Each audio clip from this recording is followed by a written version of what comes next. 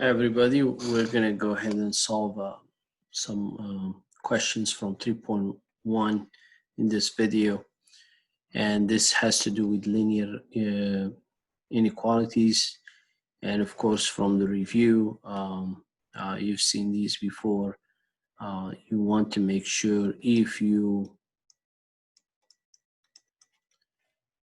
divide, for example, by a negative number to get the variable by itself, then you want to reverse this inequality, right? So if you divide here by -2, both sides, then you want to make sure you reverse this inequality sign.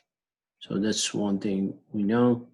Another that once we have inequalities, we're not talking about like x equal to, for example, equal to a number, but if we have x is less than 2, it means all numbers that are less than 2, right? For example, in here, not including 2, so it's an interval. So this to keep in mind, and these are going to be helpful in these type of applications where you're looking into an area or a region and you're interested in it because there are some solutions in which you're interested in, right? So that's the applications of inequalities are also important. So here, similarly, we're going to isolate x by adding 12. Then you have 2x less than or equals 16. Then since we're dividing by a +2, then this is not going to change. So that's a single variable. And once you have two variables, so y and x, then just like we saw in previous videos, you have a line. And now with this, if it's or equal, then it is a solid line, right? Like in this example. And we want to always have y by itself in order to compare it with this other quantity here. So in this case, less than or equal 1/6 x plus 1. And when we graph this 1/6 x plus 1, then you put this as a solid line. You see it here, a solid line, not a dashed line. So example, if y is less than 5x plus 1, then this is a dashed line, right?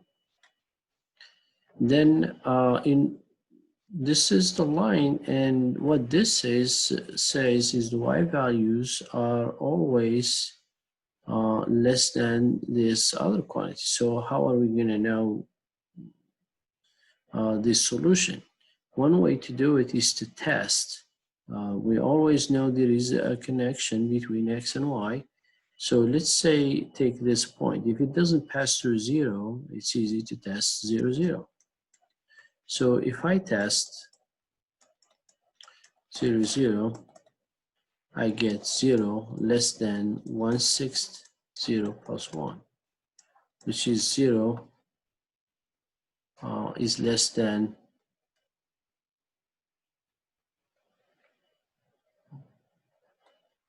so this crosses out, and this is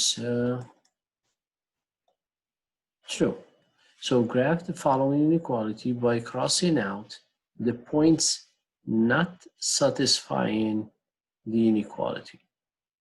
All right. So this satisfies,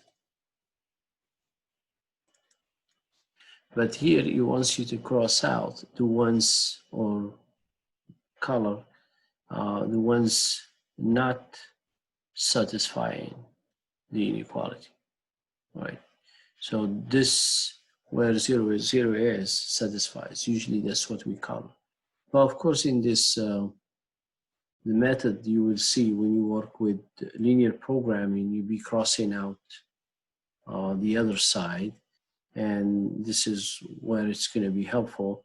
Well, of course, I'll give you an example where if you want to solve without having to go to the regions, you can as well. So there are different methods you can use.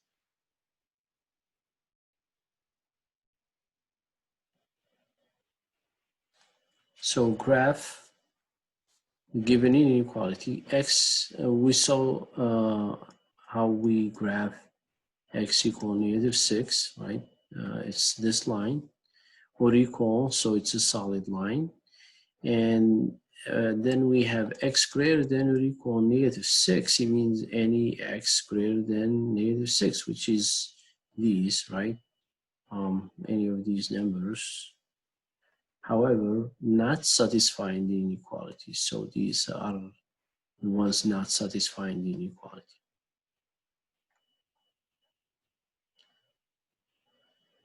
And now we can do the same thing with a kind of a system of inequalities, and we have two, and they're already set.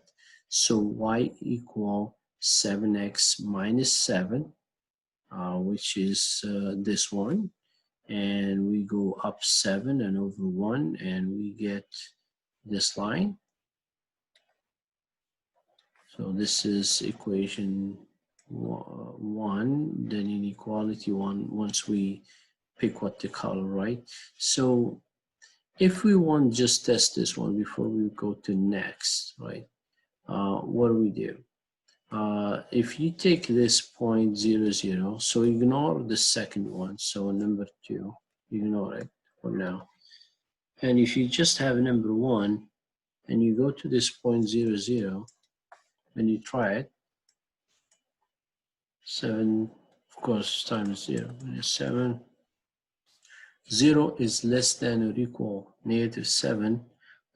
That's false. All right. So graph the feasible set of the system of the inequality.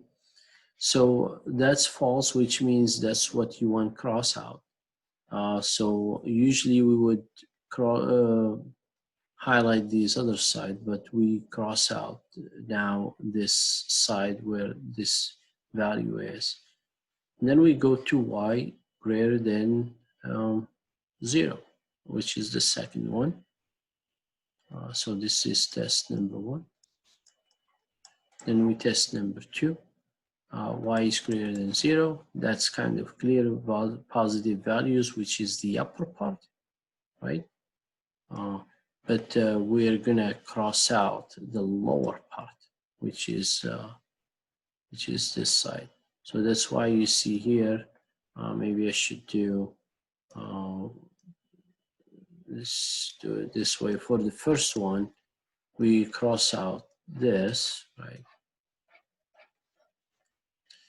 And then for the second one, we cross out this, right? So that's why kind of the yellow shaded area is this one, right? On the whole thing there.